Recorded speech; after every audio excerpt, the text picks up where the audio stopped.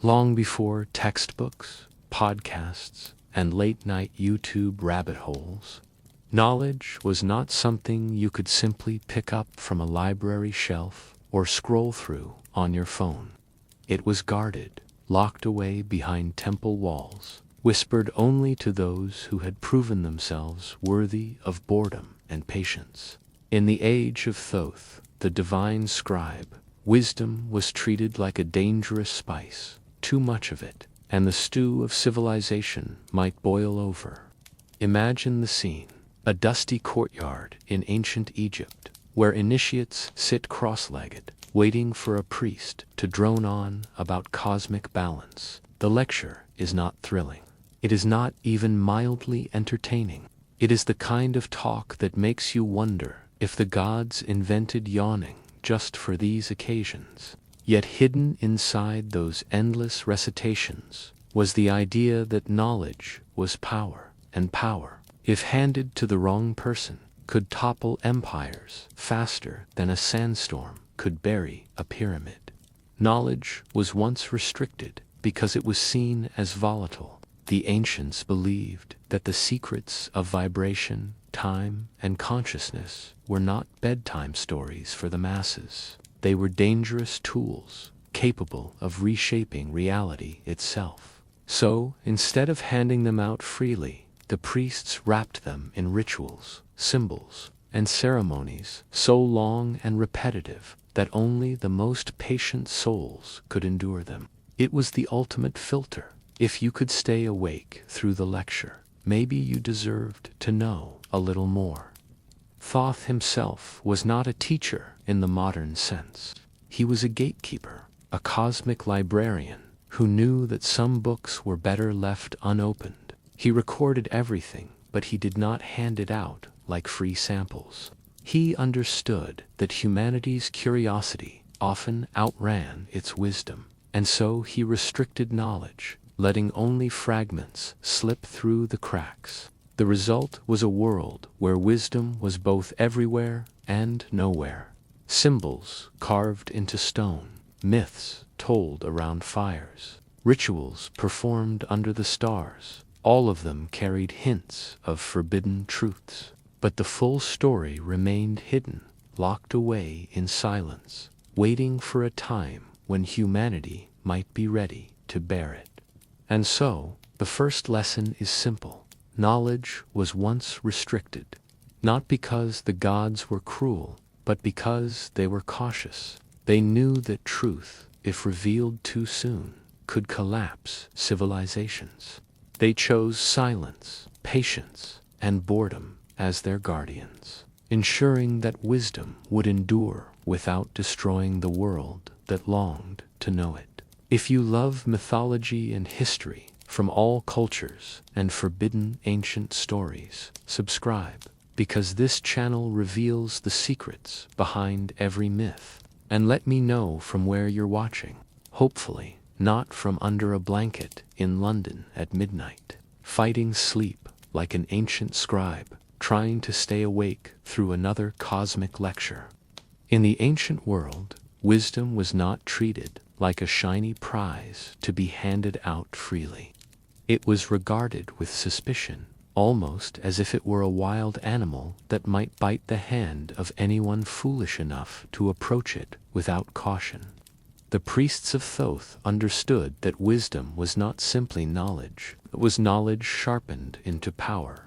And power, when placed in the wrong hands, could unravel the delicate fabric of society faster than a sandstorm could erase footprints in the desert. The danger lay in the fact that wisdom changed the way people saw the world.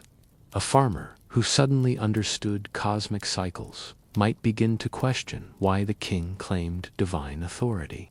A scribe who grasped the mechanics of vibration might wonder why rituals were performed in one way and not another. Even a priest, armed with too much insight, might start to bend ceremonies toward personal ambition. Wisdom was dangerous because it disrupted order, and order was the lifeblood of civilization. The ancients feared that if forbidden truths spread too widely, chaos would follow. Imagine a village where everyone suddenly believed they could bend time, reshape matter, or summon cosmic forces with a thought. The result would not be enlightenment, but confusion, rivalry, and collapse. Wisdom was dangerous because it gave mortals the illusion of godhood, and illusions of godhood rarely ended well. Thoth himself embodied this caution. He recorded everything, but he did not distribute it.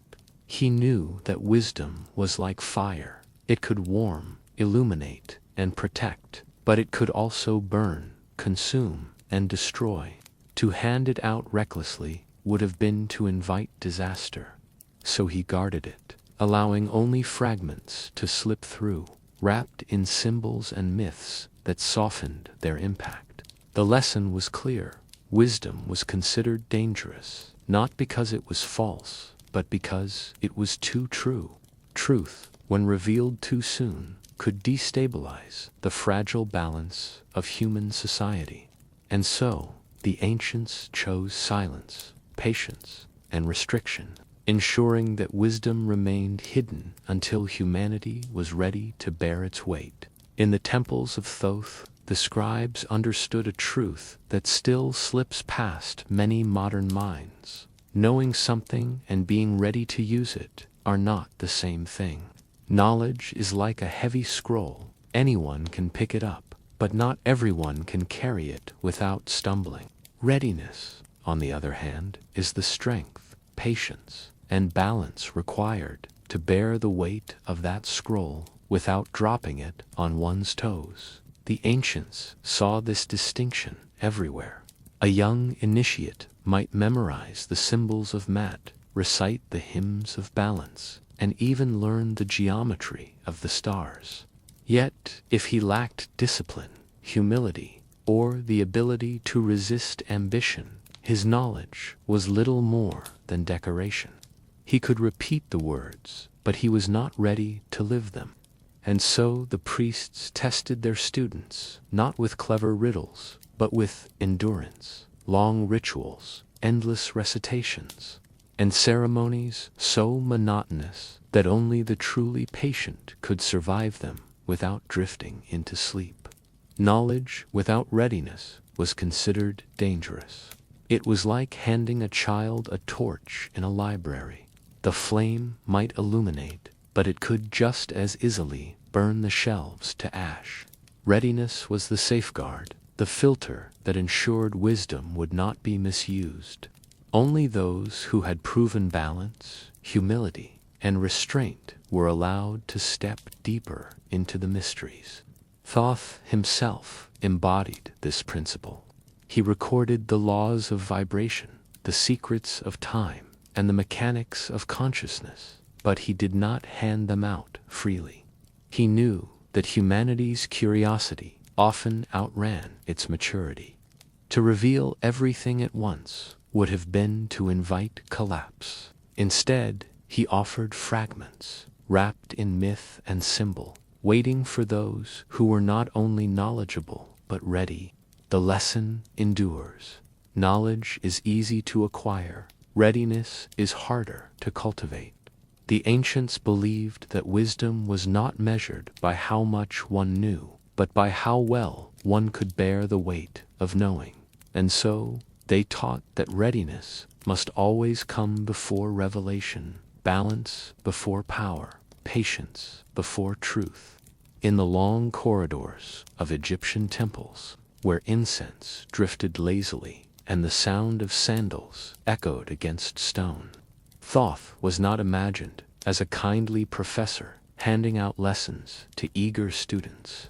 He was the gatekeeper, the cosmic librarian, the one who decided which scrolls could be opened and which must remain sealed. His role was not to teach freely, but to guard carefully. The ancients believed that teaching was too generous a word for what Thoth did. A teacher explains, guides, and encourages. A gatekeeper, however, watches, measures, and restricts. Thoth's wisdom was vast, but he did not scatter it like seeds in the wind. Instead, he locked it behind symbols, rituals, and silence, allowing only fragments to slip through to those who had proven themselves worthy. Imagine a student approaching the temple, eager to learn the secrets of the cosmos. He expects a lecture, perhaps a demonstration of divine power. Instead, he is handed a riddle carved into stone, a ritual that lasts hours, or a silence that stretches into days. The lesson is not in the content, but in the endurance. Thoth's gatekeeping ensured that only those who could survive the monotony, the patience, and the discipline would ever glimpse the deeper truths. This role was crucial because wisdom was dangerous. To teach it openly would have been to invite chaos, but to guard it, to filter it, to release it only in fragments, that was the way to preserve balance. Thoth was not withholding knowledge out of cruelty. He was protecting humanity from itself. He knew that curiosity often outran readiness, and so he stood at the threshold, deciding who could pass and who must remain outside. The image of Thoth as gatekeeper reminds us that wisdom is not always about learning more, but about learning when to stop. The ancients understood that silence, patience, and restriction were themselves forms of teaching. By guarding the door rather than flinging it open, Thoth ensured that the most dangerous truths would endure without destroying the world that longed to know them. In the temples of Egypt, not every visitor was treated the same. The outer courtyards were filled with ceremonies for the public chants, offerings, and rituals that dazzled the eyes but revealed little of the deeper truths. These were the performances designed to inspire awe without handing over anything dangerous. But beyond those courtyards, deeper inside the temple walls, there were chambers reserved for the few, the initiates. Initiates were not chosen casually. They were tested, observed, and measured. Could they endure silence without fidgeting? Could they sit through hours of ritual without complaint? Could they resist the temptation to use knowledge for personal gain? Only those who passed such trials were allowed to step further into the labyrinth of wisdom. And once inside, they were given lessons that were never spoken aloud to the masses. These lessons were not thrilling in the way one might expect. They were slow, deliberate, and wrapped in symbols that required patience to decode. An initiate might spend weeks learning the meaning of a single glyph, or months practicing a ritual that seemed repetitive but carried hidden resonance. The boredom was intentional. It filtered out the impatient, leaving only those who could endure monotony long enough to glimpse the truth. The lessons themselves were fragments of cosmic law. They spoke of vibration, of balance, of the mechanics of consciousness. They hinted at the elasticity of time, the weight of truth, and the danger of ambition. But they were never handed over in full. Each initiate received only pieces, enough to inspire, but not enough to destabilize. The wisdom was distributed like drops of water, ensuring that no one person could drink too deeply. The secrecy was not cruelty, but protection. The ancients feared that if these lessons spread too widely, kings would misuse them, priests would corrupt them, and empires would collapse under their burden.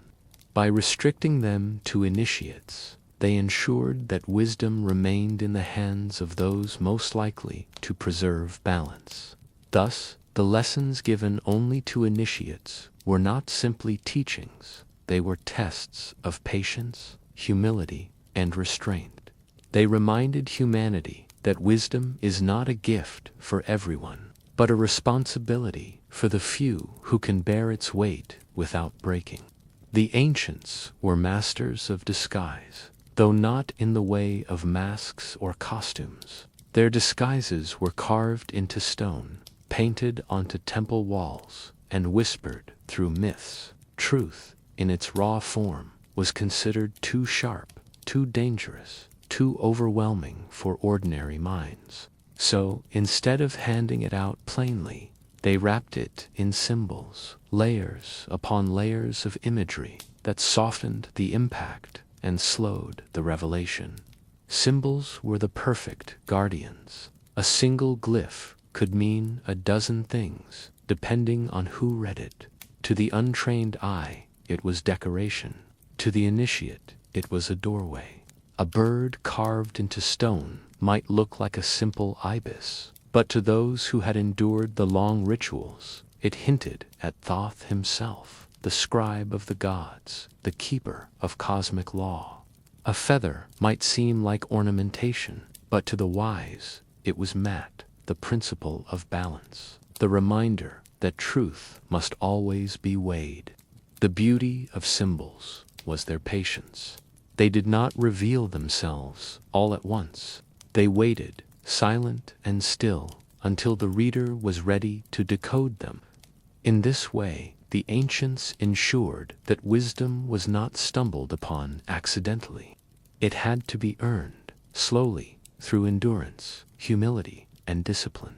Symbols also protected against misuse. A king might see a carving and assume it was mere decoration, never realizing it contained warnings against tyranny.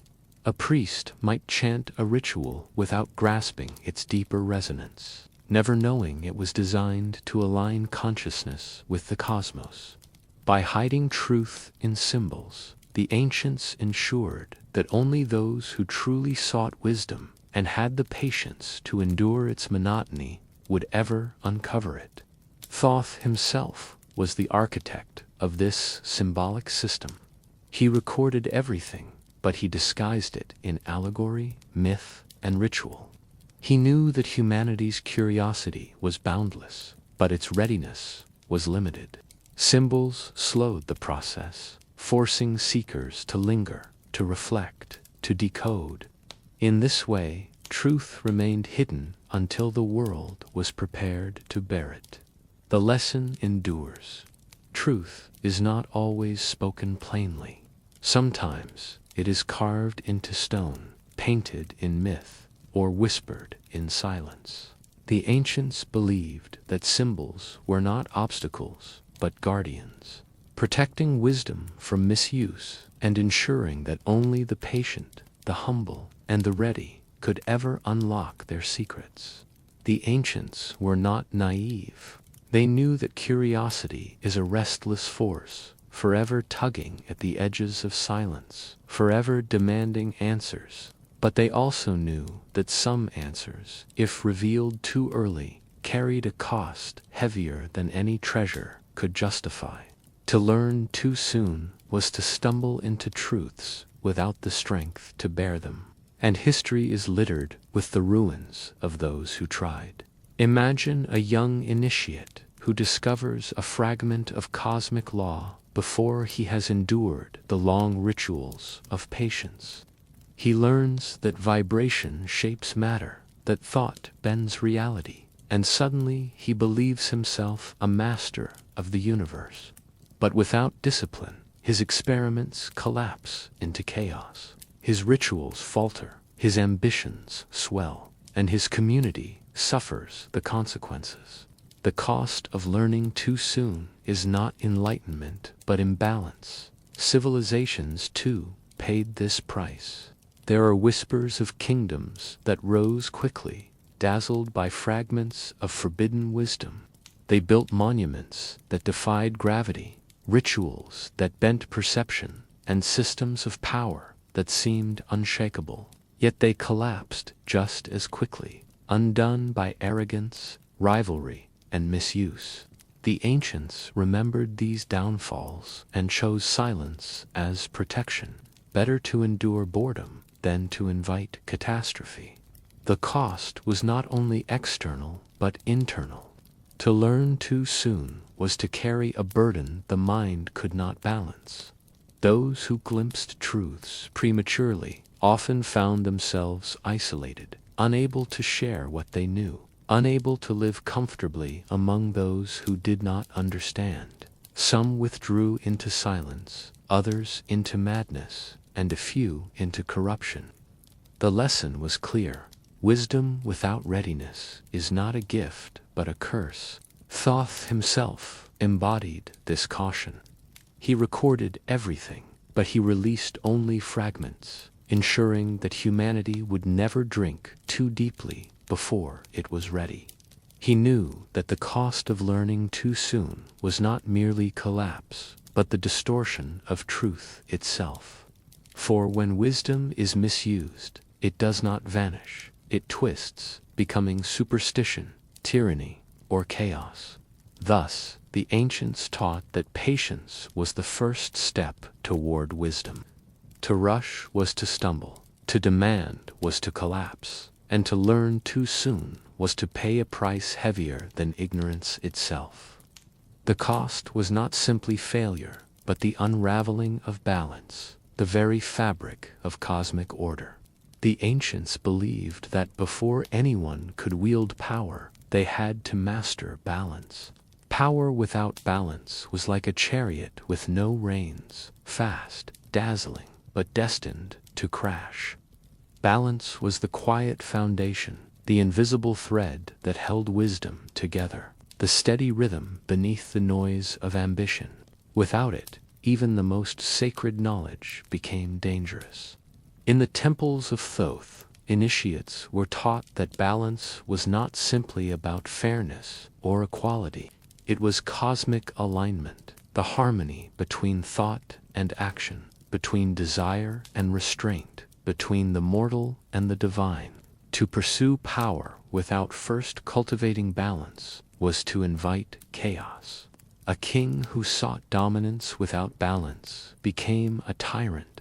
A priest who chased influence without balance became corrupt. A seeker who demanded wisdom without balance became lost. The rituals themselves were designed to instill this lesson. Hours of chanting, endless recitations, and ceremonies that tested patience were not meant to thrill, but to steady the mind. The monotony was intentional. It forced initiates to slow down, to breathe, to endure. Only those who could find calm in repetition were considered ready to approach the deeper truths. Balance was the filter, the safeguard, the quiet test that separated the worthy from the reckless. Thoth embodied this principle. He recorded the laws of vibration, the mysteries of time, and the mechanics of consciousness, but he did not hand them out freely. He knew that power without balance would collapse civilizations. So he withheld, restricted, and disguised, ensuring that wisdom would only reach those who had proven themselves steady enough to bear it. The lesson endures. Balance must always come before power. Knowledge without balance is arrogance. Power without balance is tyranny, and wisdom without balance is ruin. The ancients taught that the feather of Mat, the symbol of truth and harmony, must always weigh against the heart. Only when balance is achieved can power be wielded without destruction. In the temples of Egypt, silence was not emptiness, it was instruction. The ancients believed that silence carried its own lessons, lessons that could not be spoken without losing their meaning. To sit in silence was to listen to the hum of the cosmos, the rhythm of balance, the quiet pulse of truth that words could only distort. Priests often tested initiates, not with riddles or lectures, but with silence. Hours would pass in chambers, where the only sound was the faint echo of sandals against stone, or the distant rustle of papyrus. The initiate might fidget, yawn, or drift into drowsiness. But those who endured discovered that silence itself was a teacher. It taught patience, humility, and the ability to hear what lies beneath noise. Silence was also protection. Words could be twisted, Symbols could be misread, but silence could not be corrupted. By withholding speech, the ancients ensured that wisdom remained intact, waiting for those who were ready to receive it. Silence was the guardian of truth, the filter that prevented misuse, the shield that kept forbidden knowledge from spilling recklessly into unprepared hands. Thoth himself embodied this principle. Though he recorded everything, he often withheld explanation. His silence was deliberate, reminding humanity that not all truths should be spoken, not all lessons should be revealed. Sometimes the greatest wisdom was not in what was said, but in what was left unsaid. The lesson endures. Silence is not ignorance, but restraint. It is the recognition that wisdom must be balanced with readiness, that truth must be protected until it can be born. The ancients taught that silence was not a void, but a sanctuary, a place where wisdom could rest safely until humanity grew patient enough to hear it. When the ancients first pressed red to papyrus, they believed they were touching eternity. Writing was a miracle, a way to trap fleeting words, to preserve rituals, to record the movements of stars and the laws of kings. It was the gift of Thoth, the divine scribe, who gave humanity the ability to capture thought and carry it across generations. But like all gifts from the gods, it came with a shadow. Writing was a gift because it allowed memory to stretch beyond the limits of the human mind. No longer did wisdom vanish when the storyteller grew old or when the priest forgot a chant. With writing, knowledge could endure, carved into stone or inked onto papyrus, waiting patiently for future eyes to rediscover it. Civilizations flourished because of this permanence. Laws could be enforced, rituals repeated, and cosmic truths preserved. Yet writing was also a risk. Once a word was written, it could not be controlled. It could be misread, misunderstood, or twisted. A symbol carved into stone might carry sacred meaning for initiates, but to outsiders it could become superstition or propaganda. A ritual recorded in ink might inspire devotion, but it could also be corrupted by ambition. Writing spread knowledge beyond the careful filters of oral tradition, and with that spread came danger. The priests of Thoth understood this double edge. They guarded their scrolls, restricted access, and disguised truths in allegory. They knew that writing could preserve wisdom, but it could also unleash it prematurely. A careless scribe might record a fragment of cosmic law, only for it to fall into the hands of someone unready, someone who would wield it recklessly. Thoth himself embodied this paradox. As the god of writing, he gave humanity the gift of permanence. But as the gatekeeper of wisdom, he reminded them that permanence without readiness was peril. Writing was both salvation and temptation, a tool that could preserve balance or unravel it. The lesson endures. Writing is never neutral. It is a vessel that carries truth, but it cannot control how truth is received. The ancients taught that writing must be handled with caution, for it is both a gift that preserves wisdom and a risk that spreads it too widely. In the heart of Egyptian thought, one principle stood above all others: Mat. It was not merely a goddess, though she was depicted with her feather of truth. It was not simply a law, though kings swore to uphold it. Mat was cosmic order itself, the invisible rhythm that kept the universe from collapsing into chaos. To understand Mat was to understand why balance mattered more than ambition, why harmony outweighed power, and why truth was the foundation of all things. The ancients believed that Mat was woven into every aspect of existence: the rising of the sun, the flooding of the Nile, the cycles of the stars. All were expressions of cosmic order. To live in harmony with Maat was to align oneself with the universe. To defy it was to invite collapse. Kings who ruled unjustly, priests who twisted rituals, or mortals who pursued ambition without restraint were seen as enemies of Maat, and their downfall was inevitable. In the temples of Thoth, initiates were taught that Maat was not an abstract idea, but a practical guide. Every ritual, every chant, every symbol was designed to reinforce balance. The weighing of the heart against the feather was not simply a myth of the afterlife. It was a reminder that truth must always outweigh deceit, that harmony must always outweigh chaos. The feather was light, but its meaning was heavy. It measured the soul against the order of the cosmos. Thoth himself was the recorder of Maat. He did not create order, but he preserved it, ensuring that the laws of balance were written into the fabric of existence. His role was to remind humanity that wisdom without Maat was dangerous, that knowledge without balance was ruin. He guarded the truths of vibration, time, and consciousness, but he always weighed them against the feather, ensuring that they would not tip the scales toward chaos. The lesson endures.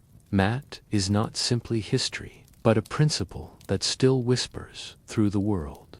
It reminds us that truth must be weighed, that balance must be preserved, and that cosmic order is the foundation of wisdom. The ancients taught that without Maat, even the greatest knowledge becomes destructive. With it, even the smallest truth becomes eternal. The ancients gazed at the stars and the slow turning of the heavens with a kind of reverence that modern clocks can never capture. To them, time was not a possession, not a tool, not something to be bent or commanded. It was a river, flowing endlessly, carrying all things along its current. To try to control it was like trying to dam the Nile with bare hands, foolish, exhausting, and ultimately impossible. In the temples of Thoth, initiates were taught that time was a rhythm, not a chain. It was meant to be observed, honored, and aligned with, but never mastered. The rising of the sun, the flooding of the river, the cycles of the moon, these were reminders that time belonged to the cosmos, not to mortals. To live in harmony with time was to live in balance. To attempt to control it was to invite collapse. The danger of controlling time lay in arrogance. Kings dreamed of immortality, priests sought rituals to bend the hours, and seekers longed to step outside the flow. Yet every attempt ended in ruin. The ancients believed that time was a teacher, not a servant. It taught patience, humility, and the inevitability of change. To try to command it was to reject its lesson, and rejection always carried a cost. Thoth himself recorded the laws of time, but he did not hand them out as tools. He knew that humanity's curiosity would always reach for more, but he guarded the deeper truths, ensuring that mortals would never wield time recklessly. He reminded them that time was not meant to be controlled, but respected. It was the silent rhythm of Maat, the cosmic order that kept the universe from unraveling. The lesson endures. Time is not ours to command. It is the river that carries us, the rhythm that shapes us, the silent teacher that reminds us of balance. The ancients taught that wisdom lies not in controlling time, but in learning to flow with it, to honor its cycles, and to accept its lessons with humility. When the ancients spoke of immortality, they did not mean endless years or bodies that refuse to age. They were not promising mortals the chance to live forever, wandering the earth like weary travelers who never find rest. Instead, immortality was a state of understanding, a wisdom so deep that it transcended the limits of flesh and time. The priests of Thoth taught that life itself was fleeting, a brief spark in the vast river of existence. To cling to the body was to cling to sand, slipping through the fingers, no matter how tightly one grasped. True immortality was not about resisting death, but about aligning with truths that endured beyond it. Those who understood vibration, balance, and cosmic order did not fear the end, because they knew they were part of something eternal. Immortality was found in harmony with Maat, in the recognition that the soul was weighed not by years lived, but by truth carried. A heart aligned with balance was eternal, even if the body crumbled. A mind that grasped the rhythm of the cosmos was immortal, even if its voice fell silent.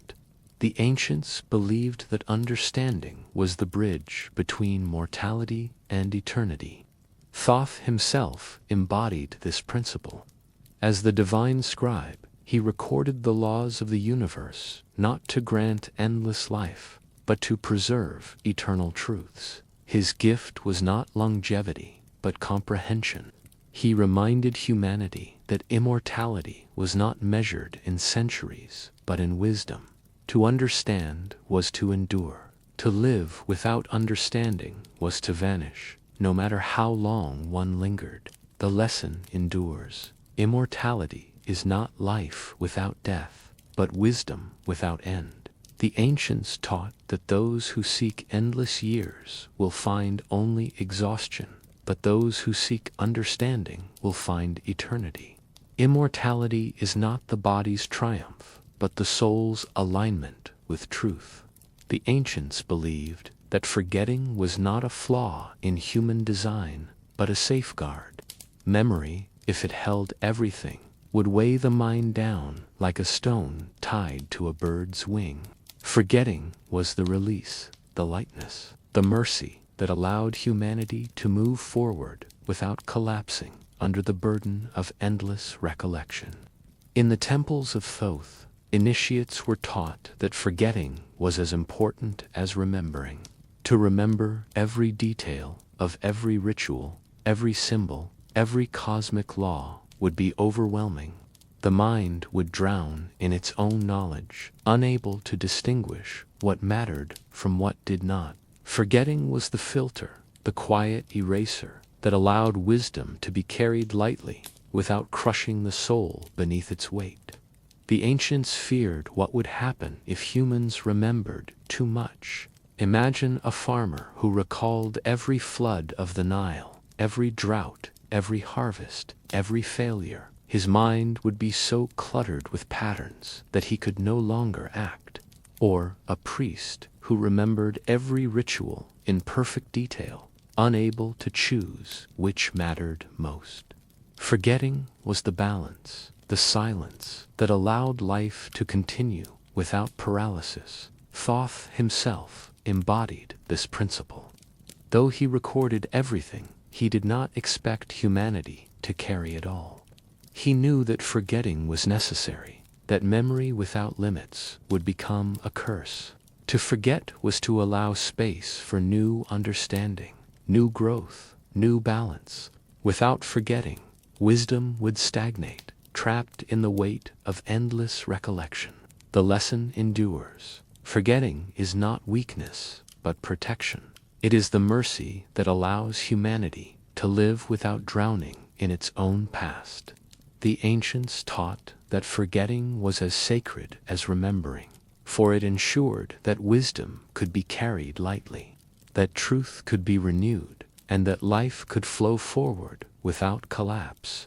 The ancients believed that some forms of knowledge were not passive facts to be memorized, but living truths that altered the very fabric of the one who received them. To learn them was not simply to add information to the mind, but to be reshaped by the weight of what was understood. Knowledge that changes the knower was considered the most dangerous and the most sacred of all. In the temples of Thoth, initiates were warned that certain lessons would not leave them as they were. A simple truth about balance might seem harmless, but once grasped, it could shift how one saw the world forever. A fragment of cosmic law might appear abstract, but once internalized, it could make ordinary life feel strange, even alien. The danger was not in the knowledge itself, but in the transformation it forced upon the knower. This kind of knowledge was like a mirror that refused to flatter. It revealed not only the universe, but the seeker's place within it. To learn that vibration shapes matter was to realize that every thought carried weight. To understand the cycles of time was to see one's own mortality in sharper detail. To glimpse the mechanics of consciousness was to confront the limits of perception. Such truths could not be unlearned, and once seen, they changed the knower permanently. The priests understood this risk. They restricted such lessons to initiates who had proven patience, humility, and balance. They knew that to hand them out freely would overwhelm the unprepared, leaving them burdened by insights they could not carry. Knowledge that changes the knower was not meant for everyone. It was meant for those who could endure transformation without collapse. Thoth himself embodied this principle. He recorded truths that bent perception, but he did not scatter them recklessly. He knew that wisdom was not simply information, but metamorphosis. To learn was to change, and to change was to bear a new weight. His role as gatekeeper ensured that only those ready for transformation would ever glimpse the truths that altered the soul. The lesson endures. Some knowledge does not simply inform, it transforms. It is the kind of wisdom that reshapes the knower, leaving them forever different, forever burdened, forever awakened. The ancients taught that to seek such knowledge was to accept change, and to accept change was to step into a path from which there was no return. The ancients knew that vision was not always a blessing.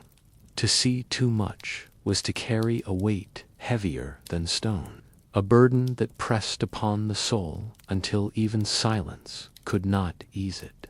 Knowledge, when revealed in excess, did not simply inform it, overwhelmed. The priests of Thoth warned initiates that the eyes could betray the mind, showing truths that the heart was not ready to bear.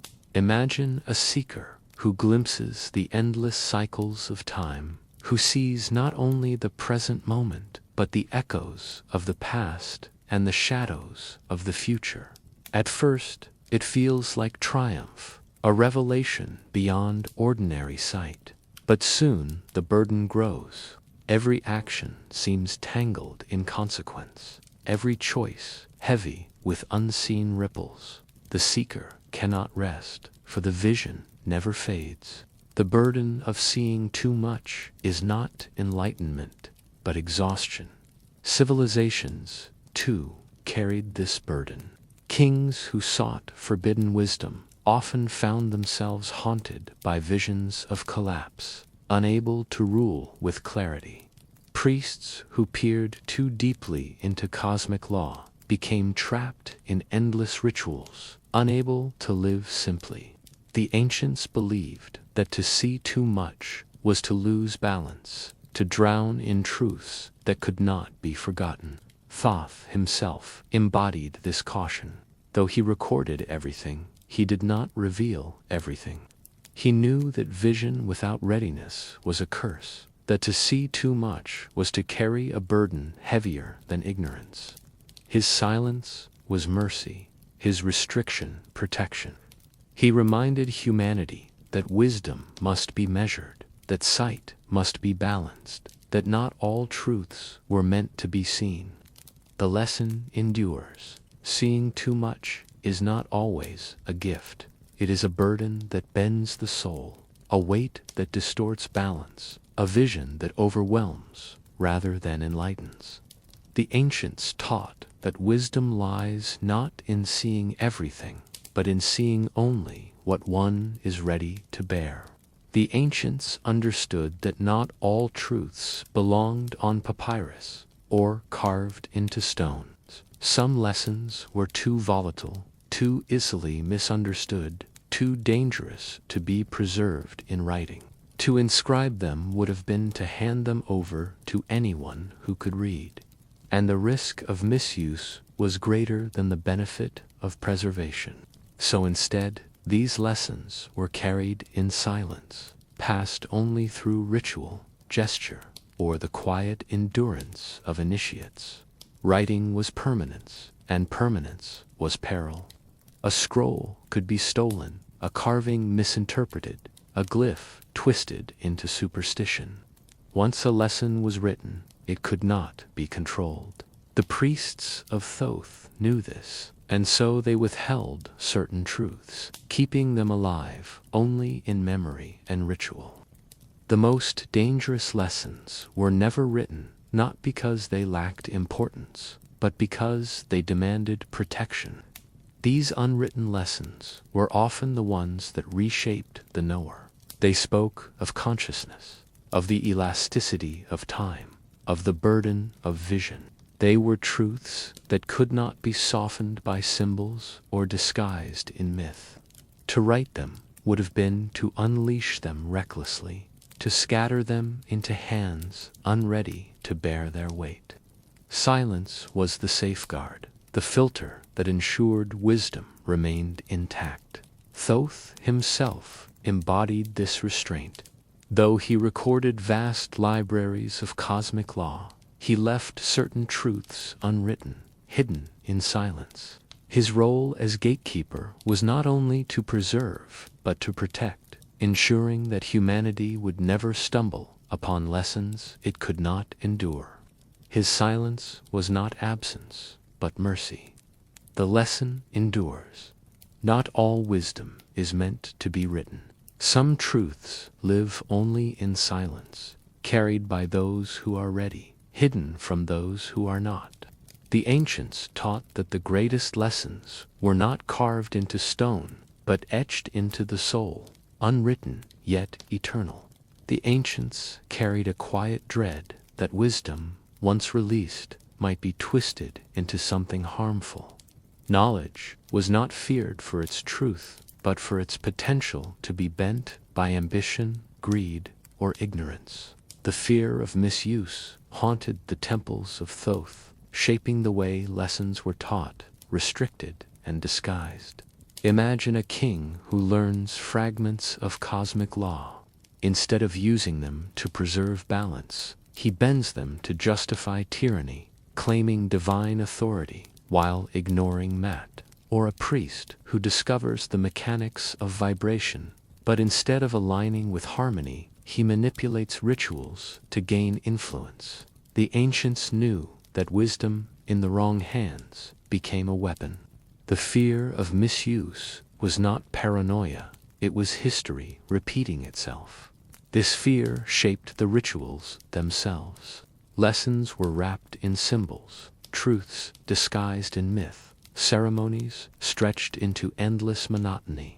The boredom was intentional, a filter to ensure that only the patient, the humble, and the disciplined could endure long enough to glimpse the deeper truths.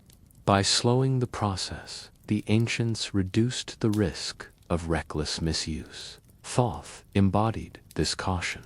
Though he recorded everything, he did not scatter it freely. He knew that humanity's curiosity was boundless, but its readiness was limited. His silence was not cruelty, but protection. He feared that if forbidden truths spread too widely, they would be corrupted, twisted into superstition, ambition, or chaos. His role as gatekeeper was shaped by this fear, ensuring that wisdom remained intact, hidden until humanity was prepared to bear it. The lesson endures. Wisdom is not dangerous in itself, but in how it is used. The ancients taught that the fear of misuse was not weakness, but foresight. It was the recognition that truth, when bent by ambition, becomes tyranny. That knowledge, when twisted by greed, becomes destruction. To guard against misuse was to preserve balance, to protect humanity from itself, to ensure that wisdom endured without collapse. The ancients believed that wisdom had to be released slowly, like drops of water from a vessel too heavy to carry all at once. Even now, in the age of satellites and smartphones, modern humanity still isn't ready for certain truths. The danger is not in the knowledge itself, but in the way it would be bent by ambition, greed, or impatience. One truth modern humans aren't ready for is the full mechanics of consciousness. To know how thought shapes reality would be to hand every person a tool of creation and destruction. Without balance, such power would collapse societies overnight. Another truth is the elasticity of time. If humanity understood how time bends, stretches, and folds, the temptation to control it would be irresistible, and the burden of misuse catastrophic. Even the simplest cosmic laws remain hidden. The ancients feared that if humanity grasped vibration too deeply, it would weaponize sound and frequency, turning harmony into chaos. They feared that if humans understood the weight of truth fully, they would twist it into propaganda rather than balance. These fears were not paranoia, they were foresight. Thoth himself remains the gatekeeper of these truths. He records them, but he does not scatter them freely. His silence is not cruelty, but protection. He knows that modern humanity, for all its technology, still struggles with patience, humility, and restraint. To hand over forbidden wisdom now would be to invite collapse, just as it did in kingdoms long forgotten. The lesson endures. Modern humans are not yet ready for everything. Readiness is not measured by progress or invention, but by balance. Until humanity learns patience, humility, and harmony, certain truths will remain hidden, locked behind symbols, silence, and myth. The ancients taught that wisdom must wait for readiness, and readiness is still far away. In the long corridors of wisdom, where scrolls were stacked and symbols carved into stone, there was always one lesson missing. Thoth, the scribe of the gods, the gatekeeper of cosmic law, recorded everything: vibration, time, balance, silence, immortality. Yet there was one truth he never taught, one scroll he never wrote, one symbol he never carved. The final lesson was this: some truths cannot be taught at all. They must be lived, endured, stumbled upon in silence, discovered in the rhythm of existence itself. To teach them would have been to diminish them, to reduce them into words too small for their weight. Thoth knew that the deepest wisdom was not something he could hand over, but something each soul had to uncover for itself. Perhaps the final lesson was love, or humility, or the quiet acceptance of mortality. Perhaps it was the recognition that wisdom is not about knowing everything, but about knowing when to stop searching. Whatever it was, Thoth withheld it, not out of cruelty, but because it could not be given. It had to be found. And so the temples remained silent on this point. The scrolls ended before the final truth. The rituals hinted, but never revealed. The initiates waited, but the lesson never came. Instead, they were left with silence, with patience, with the slow realization that the final lesson was hidden not in the temple, but in life itself. Thoth's greatest gift was not the knowledge he recorded, but the wisdom he withheld. The final lesson was never taught, because it could never be taught. It was the mystery that kept humanity searching, the silence that kept balance intact, the truth that lived beyond words. And now, as the story closes, let the silence of Thoth settle like a blanket. The scrolls are stacked, The lamps are dimmed. The corridors of the temple fade into shadow. The lessons linger, but the final one waits quietly in the rhythm of your own life. Rest now, for wisdom is patient, and the night is long. Good night.